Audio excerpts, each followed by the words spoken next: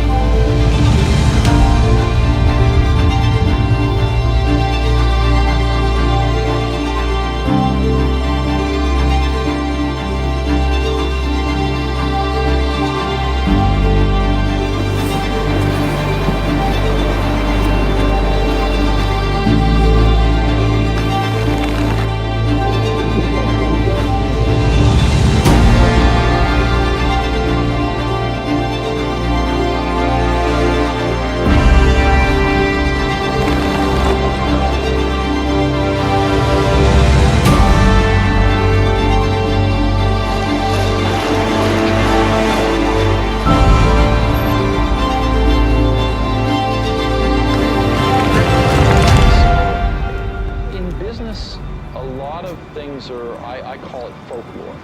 They're done because they were done yesterday and the day before.